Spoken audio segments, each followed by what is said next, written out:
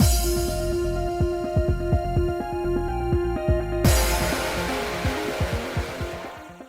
guys, it's Spacey Sims, and we are back with more Virche Epic Lycoris. Oh, I forgot for a hot second what we were playing. Damn. Anyway, continuing Lucas's encore. I can't remember I think we were in his perspective last time, and we saw that he didn't.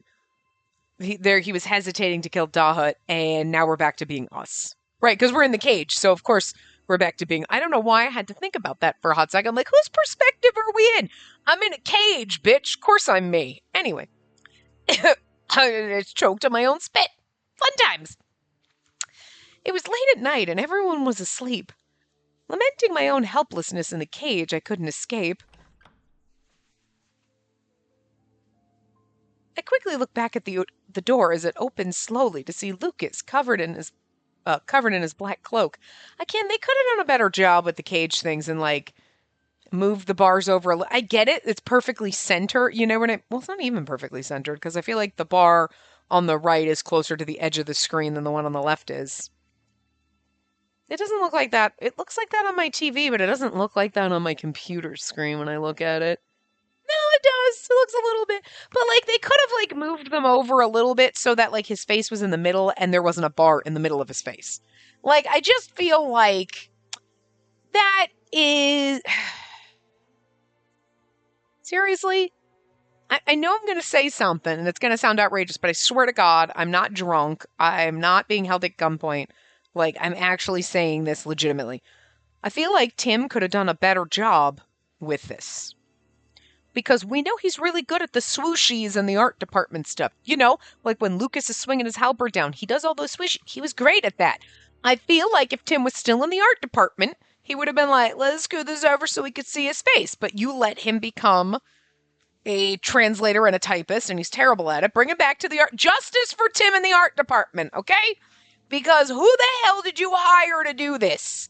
I thought Ronald was just his understudy in the terrible typing department, but did you let Ronald do the art stuff? Because he's awful at it. Is that really? Oh, good God. I didn't think Ronald could fail at two different things, but here we are. Here we are, people. God. All right. Tim is going to need to go back to the art department, okay? Because he would have fixed this. Like, we've seen his work. He's good. He's good at that. You know? But, like, Jesus. What is this? What is this? People are playing Lucas's route because they want to see this beautiful man, and we got a bar in his face half the time. I'm just saying. Like, we know you hate the character game. We get it. We played the original. We know that you hated him. You gave him, like, the worst freaking endings ever. I mean, okay, yeah, I know someone's going to be like, Eve burning to death in a field was also awful. Yeah, but at least he had a salvation ending, which was kind of like, he's not dead yet. And Lucas's were basically like, everybody's dead and you... Like, you know, we know that you don't like him, but, like, do you not like the people who like him? Because you think you'd like your player base, and I'm not feeling like you do right now. Because you're like, let's put a bar in the middle of his face. And I'm not sure if you hate the people who love Lucas, or Lucas more. But it could be a close tie. All I'm saying. This is like a crime. Lucas isn't even my favorite. But if you did this to Cyan, I would start a fucking riot, okay? There'd be hands being thrown. Because, like, no. So, like, I feel for Lucas stands. All I'm saying. He's not my favorite. I don't dislike him. I still enjoy looking at his beautiful face because he is beautiful. Why would you want to cover that up with a bar? Just say, right? Am I crazy? I don't think I'm crazy. Justice for Lucas. And I don't mean from shitty route endings. I mean from having a bar in his face. We'll work on the shitty route endings later, okay? We gotta pace ourselves. And I just feel like this was a poor choice. But anyway. I quickly look back at the door as, oh yeah, Lucas covered in a cloak. Okay. Lucas... I began to ready myself to accept that our friend had just been killed. He doesn't look covered in blood to me. I couldn't. With unsteady legs, he came closer to the cage I was in. I couldn't kill him. He crumpled to the floor, cursing at himself. Why? I have to kill him or Nadia won't be saved. There wasn't a drop of blood on his clothes, nor any sign of that peculiar scent of blood. Even though his target was a reliver, he used the word kill, not purify. Then, could it be... Did Lucas really not kill Dahoud of his own will? What happened? Just as I was about to cut him down, this memory I don't even recognize matched exactly with what you said. I told myself I didn't want to do this and swung my blade away. Lucas, while my fear of him hadn't disappeared, I slowly reached my hand out to him as he cried out in pain. Good, now maybe I can fall in love with you. Because if you kill our friends, again, we know Dahoud's the evil mastermind, but I still don't want you to kill him. You know what I mean? We still love him. It's very confusing. It's actually not. You know what I mean? Confusing is I want to stare at Capucine's beautiful face while I torture the men to death. That's a little confusing, you know? But understandable. But, like, Dahoud might be like an evil mastermind that's in charge of Capucine and kind of set Jean on the path that he did and is kind of instigating all the horrible things. Well, not all of them, because the country itself is a horrible thing. But you know what I mean. Some of the horrible plot lines Dahoud kind of instigated. So, like, we should be like, how dare you? But we're like, yeah, you know what, actually, okay, sure. All right. You know? And, like... But at the same time, look at how many of our friends that Lucas killed, and we forgive him too. And Sion's kind of a douche, but, like, we would gladly let him berate me and feed him sandwiches. So, like, whatever. You know? So, it's really not that odd, actually. Anyway. And as if to protect him, I pulled Lucas close to me and held him. Spacey. Your choice wasn't a mistake. But I must purify the relivers, or Nadia will... You don't exist just to keep Nadia alive. You need to be there to live life with her. But... That was why... Please tell me how you really feel, Lucas. Are you really going to kill Nadia's friend? I asked my question, ready to be killed.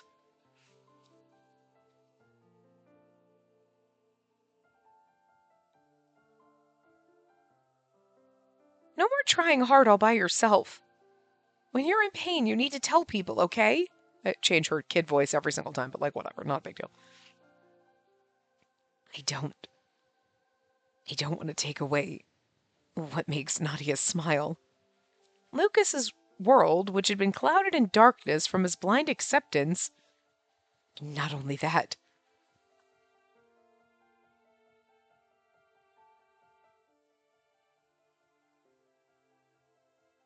Was he the one? So who's saying, so please don't forgive me?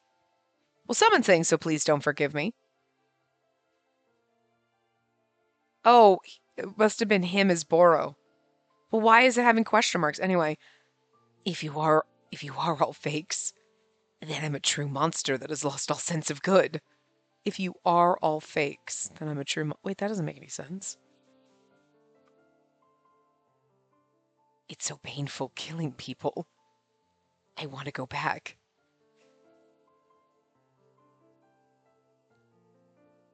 Oh, flashback CG. I want to go back to those peaceful days I spent with you and Nadia. Cleared up in an instant. At the same time, the fear within me grew weaker. Finally, you're back to being the Lucas that I love. Love? The very person who killed Relivers without question. Yes, I hate to admit this. No matter how many times I found myself hating you or being disappointed, I just couldn't leave you alone. Even now, I hope to bring you back into the light. If this feeling... If it isn't love, then what else could it be? Lucas's slender fingers timidly reached around to embrace me. He held me through the cold bars of the cage. It was as if I could feel Lucas's warmth as a human again after so long. Is it too late? It is. Your sins are unforgivable. I can't forgive them. I was very confused. Is it too late? It is. What? Okay. All right. No, oh, fair. Okay.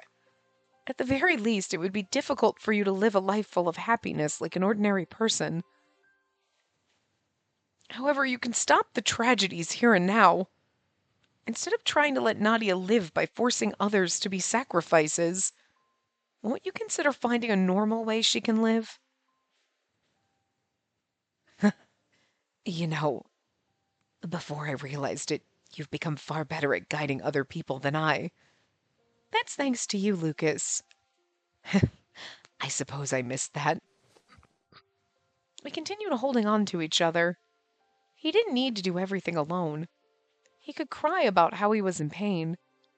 I would embrace all those feelings from you, the person who saved me by telling me I didn't need to work so hard. In a little while. Just a little while longer. As a brother and teacher. No, as Lucas Proust, the man who loves you. I will return. That's a promise. He gonna go kill Capucine?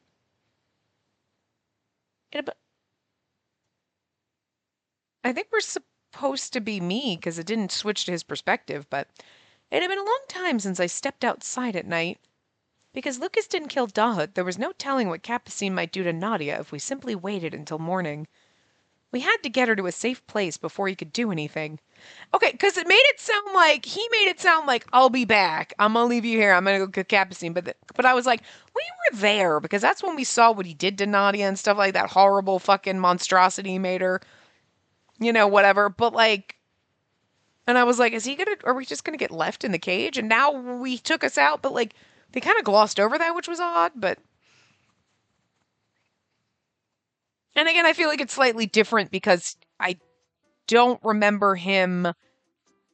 I don't remember him killing Dahut in the original, but I know the whole wheelchair thing, I'm pretty sure didn't happen. That does not seem familiar at all. So, if he did get orders to kill Dahut, he would have killed Dahut, you know what I mean?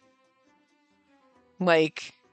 So I feel like, but I don't remember that at all, but it's like, so this scene of him being like, I couldn't kill him would be different, you know?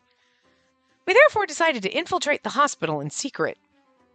The guards were patrolling the area, but they didn't mean a thing to Lucas. He carried me in his arms and jumped across the roofs of the buildings in Coen, landing in a secluded part of the garden. See, wouldn't it be easier to not have me? Because then you could carry your sister easier, but I mean, I guess you could carry two bitches, so yeah. We slowly moved near the window to the hallway. He broke through a part of the glass with his dagger to unlock the window from inside. Breaking and entering, is that something a good boy would do? I think with you by my side I can be as bad as I want. Also, we're doing it to rescue Nadia, so yes. Like, I don't think we should be judging him right now. Especially if he's got to kill people to save This is acceptable. I took his hand and he lifted me inside the hospital. We made our way through in silence. It didn't take us very long to arrive in front of our destination. I'm sure Nadia will be asleep at this time of night. It would be dangerous if someone found us explaining the situation to her. Let's recover her while she's still asleep. I understand. Now then, let's go.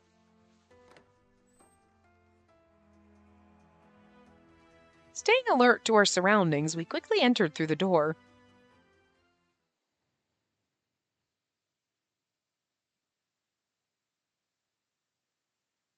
But Nadia wasn't there. Nadia, where could she have gone? This was certainly the right room. It should be impossible for her to be out on her own, and at this time of night in particular. Nadia's been transferred to a special ward. I felt a terrible chill run down my spine at his cold voice.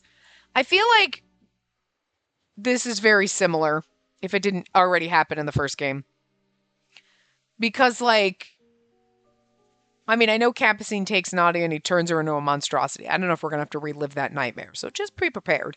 But Didn't we come to rescue her? And then Capucine was basically like brainwashing Lucas. Like, didn't he use the brainwashing or whatever to try to control him again and get us all into the basement or whatever? I feel like there was a scene in the hospital with Capucine, you brainwashing. You know what I mean? Like, I feel like that's where I'm feeling like very deja vu-y right now. I don't know if it's going to happen or if that happened at some other point, but anyway. I looked back to see Capucine with some medical charts in hand. Capucine, paying a visit this late at night. This is something bad children would do. I apologize, Minister. I just had to see Nadia. But what do you mean by a special ward? I've never heard of anything like that here. Capucine stared at Lucas as if trying to observe his eyes. I'll answer your question if you answer mine. You failed in purifying the deputy director of the National Research Institute. Didn't you, Boro? Huh. Well, I understand you're only human. There are certainly times when you might fail due to witnesses or the target's resistance. However, I will grant you permission to see her after not only correcting your failure, but by purifying additional targets as well. Capucine threw a notebook to Lucas, who was simply standing there speechless. What's this? Lucas, I think you just need to snap Capucine's neck. But I feel like we had the same conversation in the first game, and it was like, he can't because something, can't do it. I don't know. A list of demons in need of purification. Along with the deputy director, you're to purify every single one of those demons. You're hereby prohibited from meeting with her until you fulfill your mission. What? He quickly picked up the notebook with the list of names. I hurried to his side to see the names on the list. What the? There are at least 100 names here. I feel like this happened. I feel like there was a whole long list and he was going to go do it and we're like, no, please don't do that. And wasn't that like a whole plot point? But like, feels a little weird if we're doing this again and going to try to convince him after he already didn't want to kill Dahut. It seems like we're just going in circles. So like,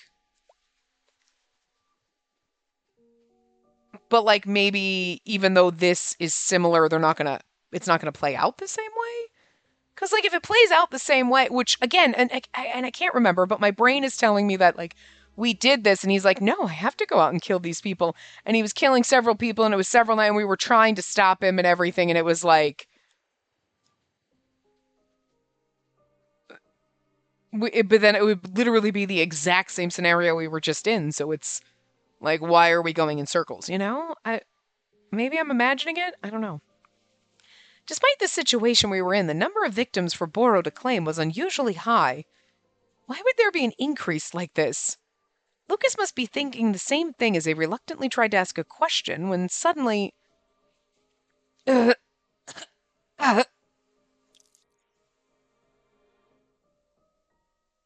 an instant, the spotless hospital floor was stained blood red.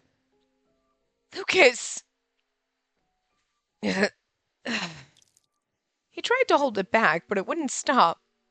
With every spasm of his body, red droplets fell from Lucas's mouth. Isn't this... It wasn't a disease. It was a rite of suffering that all adults in this country must face one day. Reaching the end of their lifespan, Lucas's face drained of color as he realized that the curse had come at the worst possible time. Even in this situation, Capucine chuckled quietly without offering any help. Ah, perfect timing. I'm sure God will offer divine protection to Nadia if you can carry out his will before you perish. But this isn't what you said before. You promised that when I die, you would let Nadia be there in my last moments. Yeah, I don't remember him having little fangies. Look, you can tell he's got a little fang. But then again, I'm not sure the mouths moved in the first game. And again, actually, I think the first part of this went up already. I think it went up yesterday. Yeah, actually, I do. I think... Was it yesterday or is it today? I don't know. But like for the again, I'm trying very hard to get ahead for like the holidays. Again, we'll see how that works. But yeah, so none of these have gone up. So I don't know. Somebody might have told me already when you see these like this is why it's so funny how fast and how ahead I record like when like right now is like because people say things and then there's me 2 weeks later being like, like what's going on with this? And then someone will be like, I freaking told you that 2 weeks ago. But you guys know that I record ahead, so. And it's not like I make it a secret. It's not like I'm pretending, and I say a like, so we know. But it must seem ridiculous sometimes. When I'm like, because I know I asked about, like, did their mouths move? So one of you guys probably told me they did not. That's new or whatever. So I just haven't seen any comments yet because I'm not sure as of right now as I'm recording this if the first part went up. I think it did, but I can't remember. So if it did, I haven't checked comments or anything like that for the first part. So I have no freaking clue. So anyway, and I'm not sure when I asked or when I noticed they were first moving. So anyway, Lucas. I glared at Capucine as I held Lucas's body, because then I also feel like there was something where like Lucas was getting sick and Capucine's like, I can give him medicine, and that was brainwash. I know Capucine injected him at some point with brainwash medicine, but again, maybe that was earlier in the route or something. Capucine, you've already been using him all this time. Why do you have to force him through this? Though he may be your brother, in what world would a doctor leave a dangerous killer with their precious patient? Or rather, in what world would a husband allow such a murderer around his bride? Yeah, I think, and I remember this gleeful little blush of his, and it's disturbing as shit, especially when he says husband and bride, and you're like, you are a grown-ass adult man, and she is a baby. This is not even like, okay, technically, Dahut is like a grown-ass adult fucking man. He's a boomer in a Gen Z body over here. Would Gen Z be like a 15-year-old? I don't fucking know. I'm too old for this shit. But like, he is like, whatever. You got like a 50-plus-year-old man. Well, that would be Gen X, huh? Jesus. Cyan's actually the boomer, isn't he? Oh, wow. Oh, fucking, oh, wow. Everything's getting weird now. But, like, at any rate, we don't really know. How old is Dahut, to be fair? Is he... Well, Cyan's the oldest living reliver, right? Think so. But still, Dahut could be like 60, 50, 60. He could be 70 or so. We don't really know. We don't know. He is an old-ass man in a teenage boy body. But that is still a lot less disturbing if someday Nadia got to be like 16, 17, and then they like... And then let's say we cured her illness and she's perfectly fine and they all fall in love. That's still less disturbing. Because it's like, yeah, you're an old man in a young boy body. Whatever. Whatever. That's my acceptance. See, then the age gap doesn't bother me. You're mentally 100, but your body's like 20. So like, what ifs? It's the same way that my brain works when it's like, he's 30, but he looks 12. Doesn't matter if he's 30, he looks 12. That's the problem. You know what I mean? And yet that's also disturbing in other ways. But like, again, fantasy, fiction, and reality, not the same thing. Even though the age gap thing is the thing that my reality leaks into my reality. My reality leaks into the fiction. And I'm like, I know it's just fiction. It shouldn't bother me. Like, hey, we all have those lines, okay? We all have those things that you're like, the reality of it bothers me, even though it's fiction and like, whatever you want to do in fiction, like, who gives a shit? You know what I mean? But like, Capucine being still an old-ass man, there's something wrong here. It's the fact that you're an adult, even if this, I know this is not your first life, so you're like old, like Dahut, but you're in an adult man body talking about an 11-year-old girl. I mean, we don't know how old Nadia is, but like, she's just, no. Ew. Ew. I mean, she can't be that young, though, to be fair. Because in our flashback was 10 years ago. So we were assuming Lucas was like 12 or 13 because he's got to be 22, 23. It was probably about 23 if he's slowly about to die here. You know what I mean? If the curse is coming from it. for him. And he's always been on his way out ever since we met him, so it has nothing to do with us like it was with Eve, where like the curse is racing through him because I'm around. I'm sure it's not helping Lucas, but he was already coughing and, whatever. So, okay. So he would have been like 12, 13. We were 8. And then like Nadia couldn't have been like 2. She probably would have been 3. So she's got to, well, yeah. So she's got to be like maybe 13. So she's not as young as she seems. She could even be 14 because like we saw his little sister, but like you probably wouldn't be having a normal conversation with her like you were if she was 2. You know what I mean? Like the way she talked to him, it would be a little bit different. You know what I mean? She talked to him more like she was like maybe 4. So then she'd be like 14. Okay, maybe they just are like, yeah, no, she's like 2 and she's totally forming coherent sentences. I'm not saying that 2-year-olds can't form coherent sentences, but they're like adorable baby sentences, not like, you know what I mean? There's a difference between a 2-year-old sentence and a 4-year-old sentence, So like, I don't, she just, to be fair, I don't think she was really talking like a 4-year-old either, but like, whatever. Anyway, they didn't write her lines as if she was like, they kind of wrote her lines as if she was like basically the same age she is now. So like, she's apparently never aged. Whatever, it's not the point. Who knows how fucking old she is, and I don't know if anyone ever told us, but. Well, wait. Well, no, how old? Lucas did say something about when he was so many years old or something, his sister came into his life. Yeah, I know. I was just trying to make it not go grace. Computer. Anyway. Game. Anyway. Husband, bride, disgusting. That's the point. What? What did this man just say? What did this man just say? Bride? Who is he talking about? Yeah, Lucas is like, oh, yeah. He's shocked, but he's going to get angry. Lucas was too taken aback to reply, and I was about to ask Capucine to clarify when... Who's saying, Spacey, don't move! Dot? The window broke with a loud crash, and a figure entered the building. With his cape swaying in the air, the man who landed on the floor was, it sounds more like Eve or Adolphe.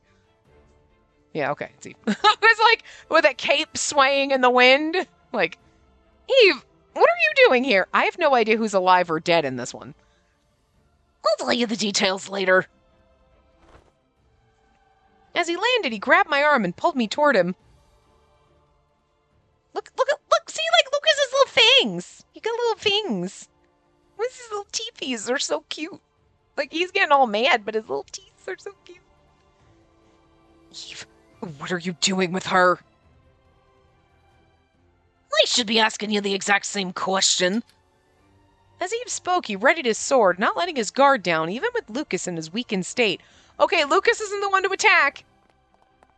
Outside the window, and from the entrance, the sound of new footsteps approached. Huh. It seems the Corps has been sniffing around. Let's go, Lucas. Taking me and getting through everything should be no significant task for you. But Lucas's eyes were pointed at me. If I'm captured, you'll never know where Nadia is. After Lucas forced some blood back down his throat, he turned his back to me while blocking the way to Capucine. Lucas! At my shout, he looked back just once. It's just as you said. I should have said I didn't want to do this. But if I were to say that now, I'll lose a member of my family for whom you also care so deeply. Please. Oh, for some reason I thought we were going to talk to him. Well, please forgive me for not having the courage to fight back. Lucas then exited the room, bringing Capucine with him. I mean, it's fair enough. We can't blame him in this scenario. Wait, Lucas! Lucas! As he left me behind, I held on to the faint hope that he might still be able to get back his life. The end. Just kidding. We got several more hours. Chapter 4.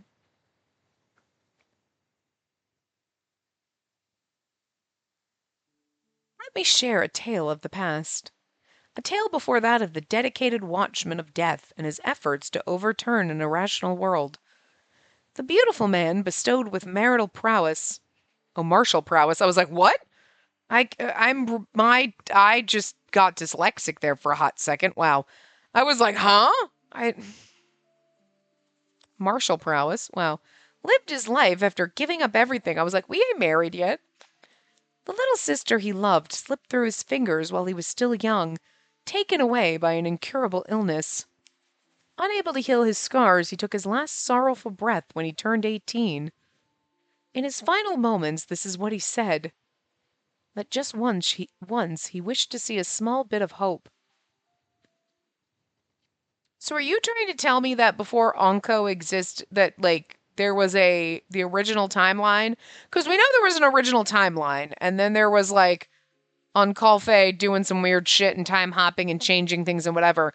But, like, that Lucas didn't make it past 18 and it's because Nadia died.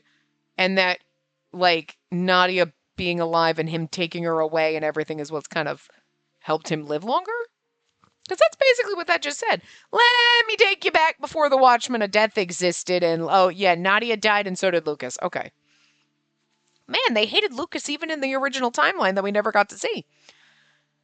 Everyone across Arpachel was shocked by the attack at the society-run hospital, the largest facility outside of Cernaval. At the church where their followers once prayed. With the whereabouts of the minister now unknown, only we in the Corps were gathered there. I never would have imagined Lucas was Boro. Who knows how Mathis might react if he knew about this? I had no idea. How's it possible he can swing around that halberd with those thin arms? Whatever the case, Spacey, I'm really glad you're all right. Oh, that's true. Didn't we learn that Lucas's father was actually, like, the leader of the Corps? Right? Didn't we learn that? Thank you. I'm sorry for worrying everyone. Having been taken to safety by the Corps last night, I explained everything that had happened to Adolphe and the others. The true identity of the Society of Exorcists, who Capucine really was, and that Lucas was Boro. Everyone looked surprised at first, but they quickly believed me. How did you all know to come help us? I know you weren't completely trusting of Lucas. You asked Dawn to send a message, remember? For him to tell us about his meeting with you in detail. The blinking Morse code. We're blinking rapidly, and he's like, I met with her the other day, and she seemed a little off. She was winking quite a bit, and I wondered if there was something in her eye.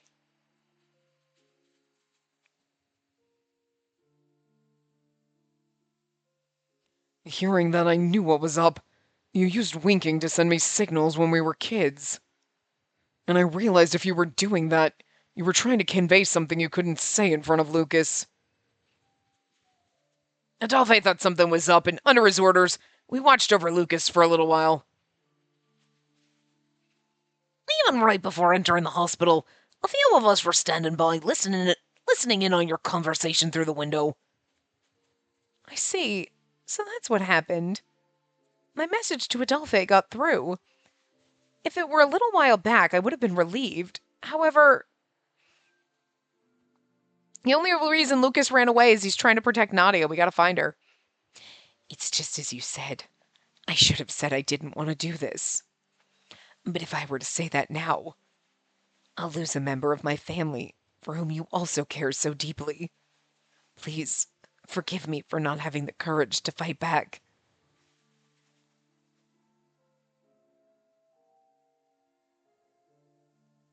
I couldn't possibly say that things were fine after last night.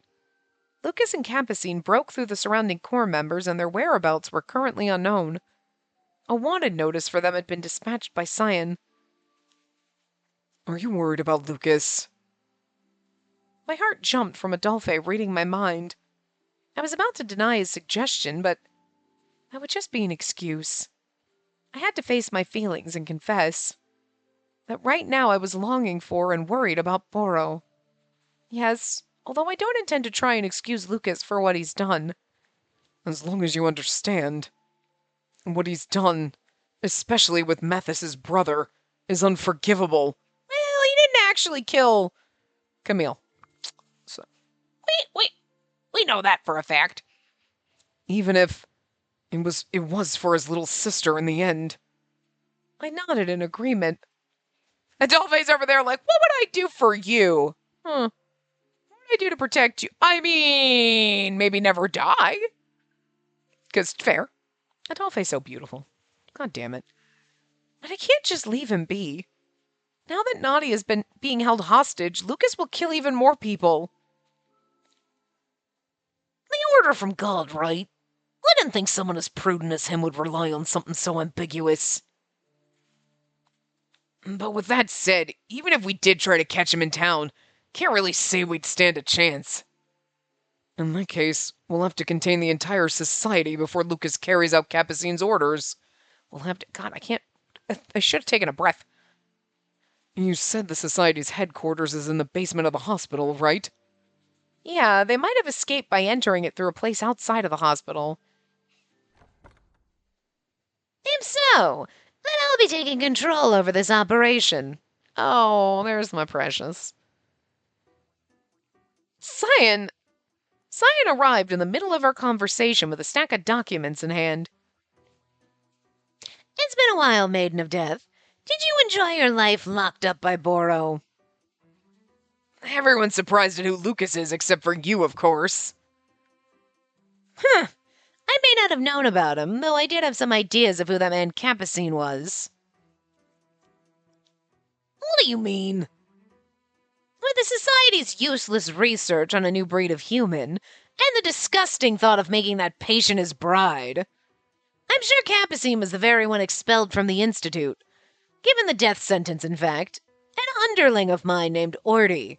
He's like, the fact that he's trying to make a girl his bride, which is nasty as fuck. Orty? If he used to work at the Institute, is he a reliver? Even though he's the leader of the group who's against relivers? It's nothing more than a cover for him. His appearance is different, so I'm certain he stole my research data on making relivers appear different than their source. Relivers that appear different than their source? I thought that wasn't possible. It just wasn't made public because of a few errors. So, what did this Orty guy do to get himself the death penalty? Triggered by Hugo's question, Cyan tossed the documents he had in his hand toward everyone.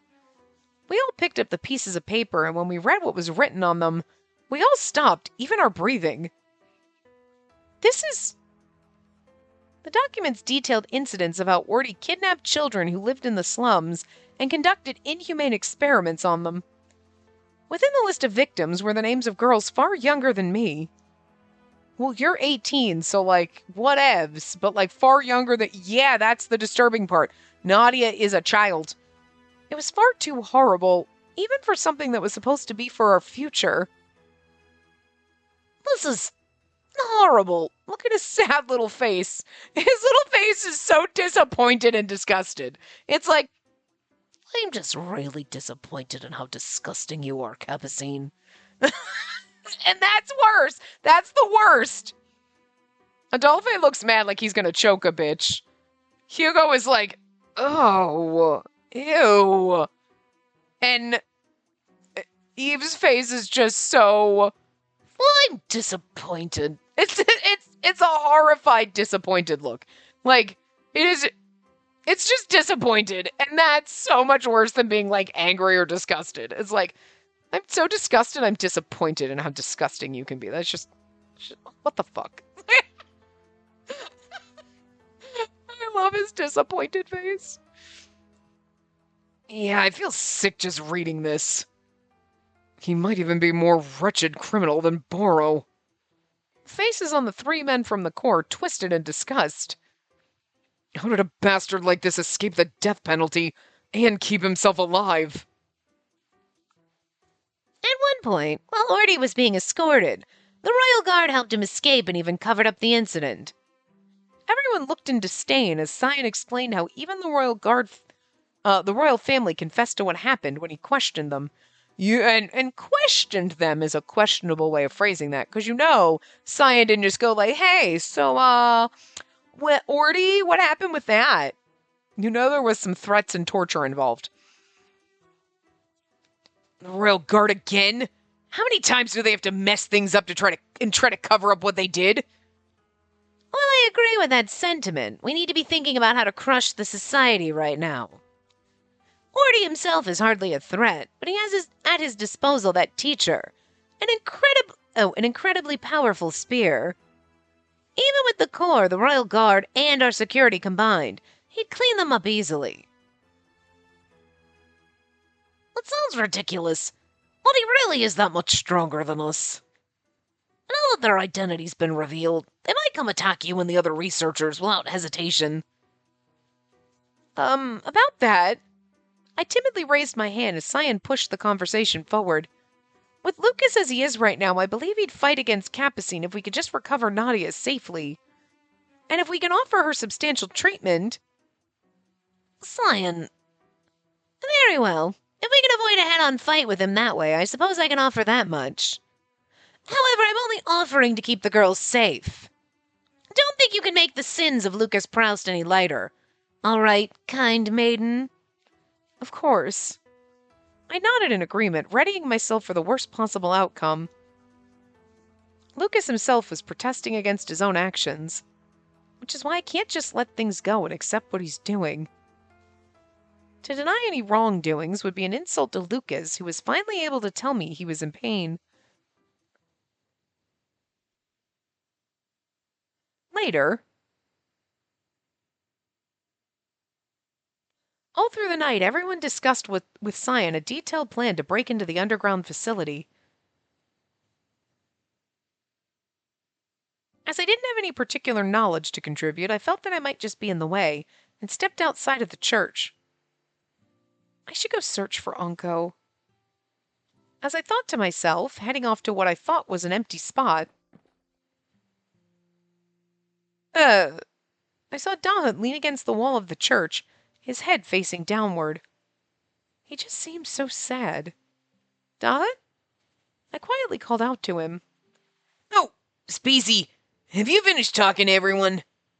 Yeah, at the very least, I've given them everything I could speak of.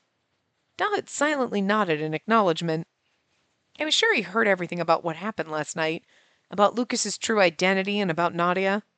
His face, which at a glance seemed as cheery as normal, had a faint hint of a gloomy shadow over it. That's right. You were the one to let Adolphe know that something was wrong with my situation. Thank you so much. Thanks to you, everything was uncovered before another tragedy struck. Oh, no, all I did was relay the situation I observed. In fact, if I had reported things sooner, Nadia might have been saved. Dahut, I'm sure Cyan and the others will move to take control of that underground facility in just a few days. In the meantime, I'll hold down the fort at the Institute and take care of things there while Cyan's absent. are you sure? Nadia's a dear friend of yours. I'm sure you want to search for her, too. I'd be lying if I said I didn't feel that way. I looked at Dahut's face. But I don't have the right to go see her. All of a sudden, he seemed so mature.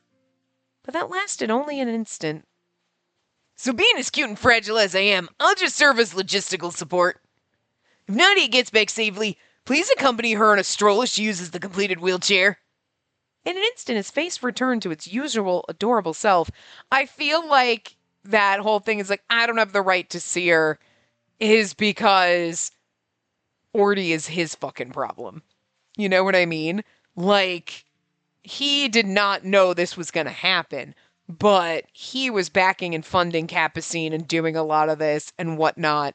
And, he is puppet mastering, but Capucine got a little out of control and was going to do something horrible to Nadia. And he's over there like, I don't have the right to see her because she's in this situation, because I knew full well who Capucine was and just didn't for once fucking think he was going to do something awful to Nadia. Or to be fair, at the time, before Dahut knew Nadia, he was like, he can do whatever the fuck he wants. He's my puppet master and he wants to experiment whatever. You know what I mean? He's my puppet, not my puppet master. But you know what I mean? But then he meets Nadia and he gets really along with her and he really likes her and they're really good friends. And then he's like, shit, now Capucine kidnapped her and fuck, I don't have the right. You know what I mean? Because, like, it's not your fault Capucine's a creepy bastard, but you knew who he was and he's your puppet. So indirectly, this is kind of your fault a little bit. You know what I mean? You have some blame. You have a share of the blame here, so. Wondering if I had only imagined what I felt. I will, and I'd like for you to join us when we do. I was so happy to hear encouragement to not give up on the future. For the first time since last night, I smiled.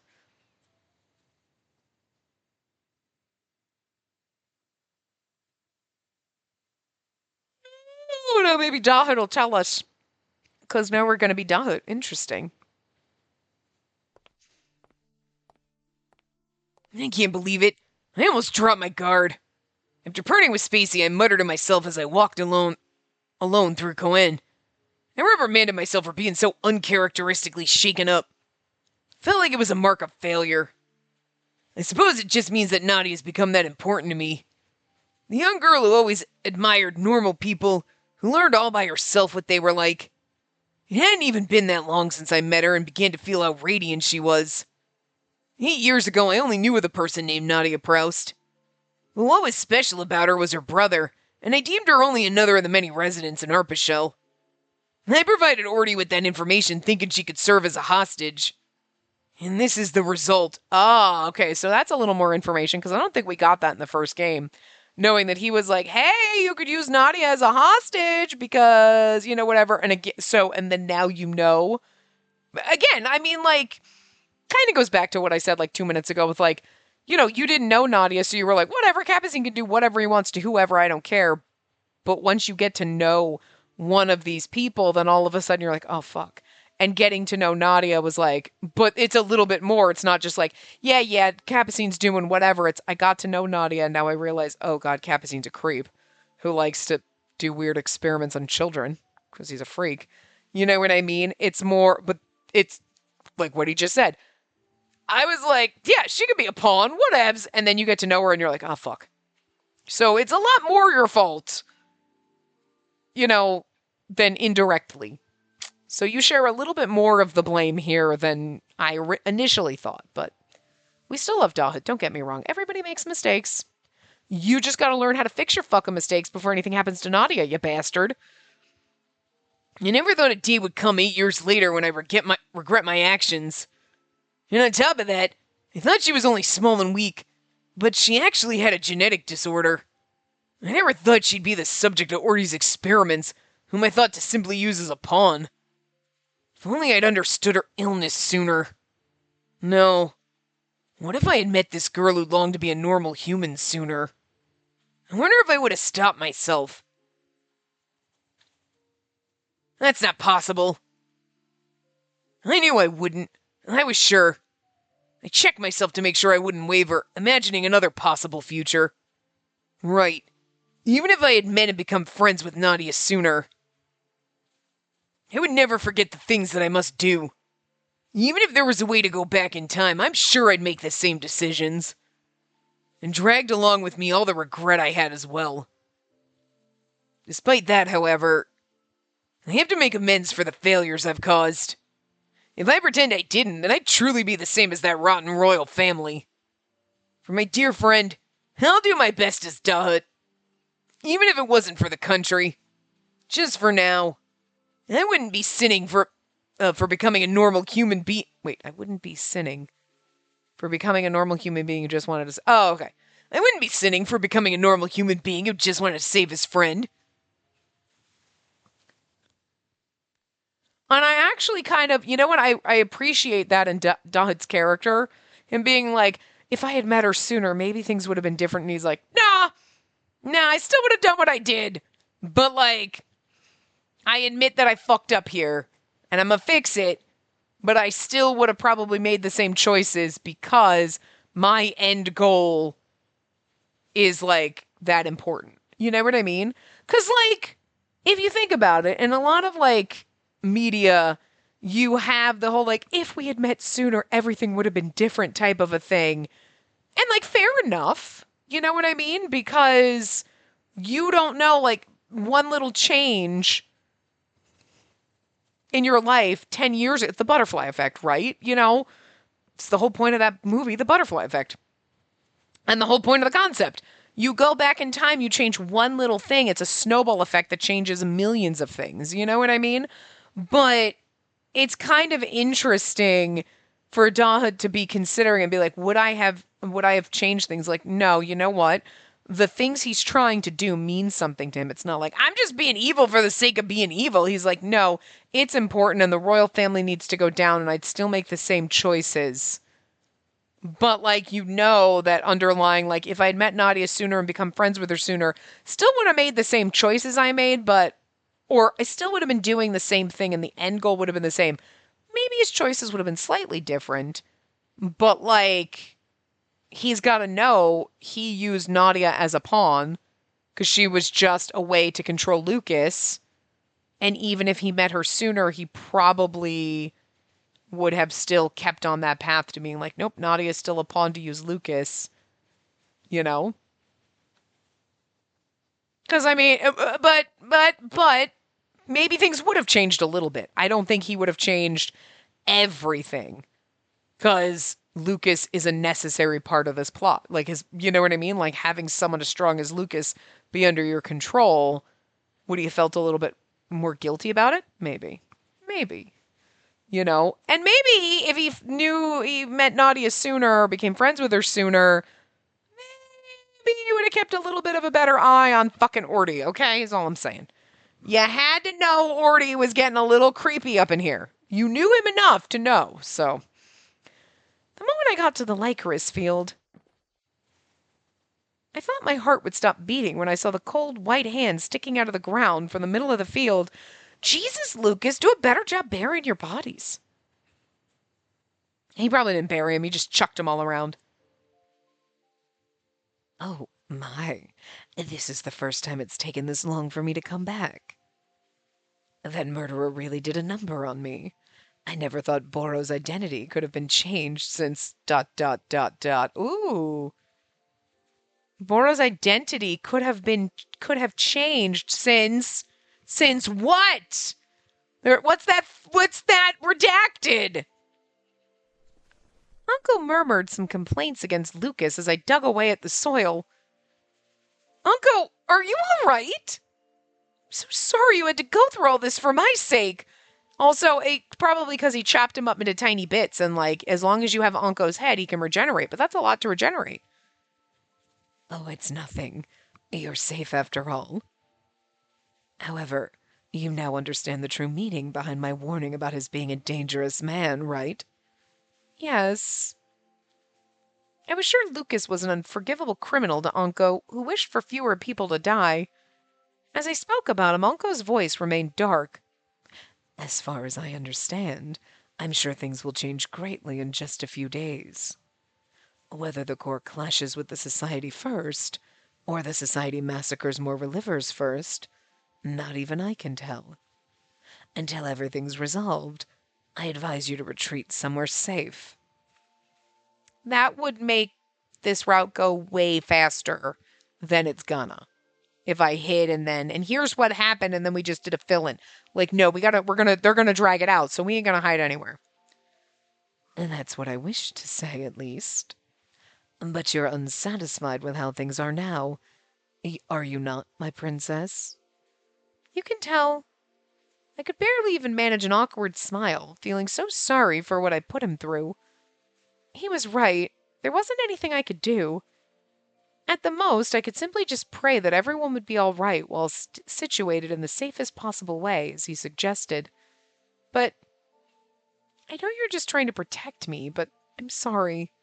I don't wish to hide myself from Lucas. Why is that? I knew my answer. If he's shouting that he doesn't want to do what he's doing, that he needs help, I want to be somewhere where I can rush to him and stop him. Uncle let out a melancholic sigh as if he already knew my answer. Are you saying that, knowing just what kind of a person he is? Yes. If so, then why? Because I love him. Hanko's like, the fuck? It must have looked like such a repulsive form of death, proclaiming my love to a murderer in a blossoming field of black flowers. I mean, I don't know. I feel like death would be like, hell yeah, murderer's right up my alley. It's giving me souls to reap. You know what I'm saying? It's a weird thing that they threw that in there. They're like, I look like such a repulsive form of death, professing my love to a murderer. No, I mean, that sounds about right. You know what I mean? Like, I mean, to be fair, death is inevitable. So death isn't actually, if you think of death as an entity, like the Grim Reaper is a representative of death or us, it's not inherently a bad thing. Like, oh, you're evil. It's not an evil thing. It's not a pleasant thing. You know, we don't think of death as being good unless you're like in agonizing pain, then it's a release from the agonizing pain of your life. But like in general, you know, living your life is good, and when you die, that is a bad thing because it brings people pain and sadness. You know what I mean?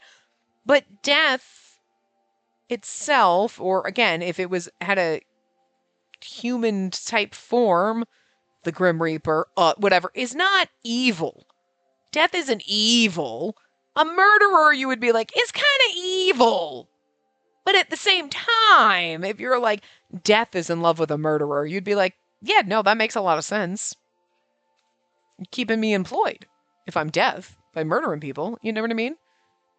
Because it's just that association we make that death is bad. Like, you know what I mean? If you were thinking of it, like, you'd be like, demons are bad and angels are good. And death would be bad. And you know what I mean? And if there was like a human representation or humanoid representation of life that's going around booping people on the nose and knocking them up, like a stork, you know, human stork just dropping babies off, you'd be like, oh, they're good. And death, reaping people's souls would be bad. You know what I mean? It's just the association we make. So the association of death proclaiming their love for a murderer is like, I mean, that actually sounds legit. Sounds like it kind of goes hand in hand in the mythology we create in our brains. You know? So, like, it's standing here in a field of black flowers professing my love as death for a murderer. Yeah, no, I mean, that sounds pretty much like a gothic romance novel right here, so fair, you know? However, I felt this was right. I was sure a murderer and death had at least a little bit of a right to be together. Yeah, okay, see? I see. For you to have feelings for Lucas Proust, who is already supposed to be dead, and I'm assuming that's supposed to be a year. Not even I could have imagined. I suppose this is simply another destiny you've attracted to yourself. After speaking some strange words I couldn't understand, he put his hand in his pocket. And maybe that's the same thing, the thing that was redacted before was also a year. Then as your guiding hand, I'll respect your wishes. I'll leave this with you. Please take it. That is like some super futuristic gun that does not belong in this anime. I was going to say movie and then anime, Otome, whatever, still. He gave me a metal device I had never seen before. What is this? It's much heavier than it looks. It's a weapon you've never learned about. If you pull the trigger there, a sharp bullet will be shot from it. If for some reason,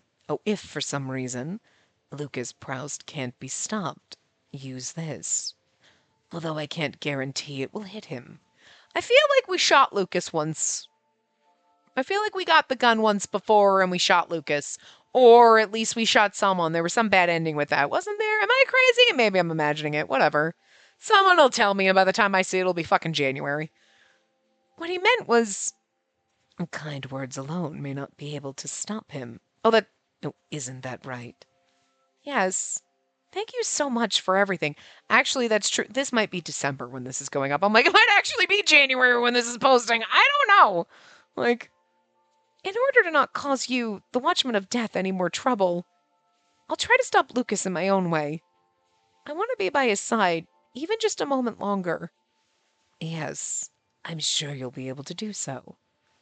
My dear partner, no, my beautiful princess who loves this man so dearly. I will be praying from this garden of Lycoris that you can guide him to a future with even the smallest salvation. How sweet of Anko. How sweet of Adolphe. Future little Adolphe being like, you know what? I love you so much. I went back in time to save you and to fix shit, and you keep falling in love with other bastards, but like, I'm just happy for you. I just want you happy, sweetie. Like, what a precious fucking man. Anyway, we're going to wrap this part up here, and we'll continue in Lucas's perspective next time. So, I will see you, guess what, next time. Shocking. Remember to give the video a big thumbs up and subscribe to see more.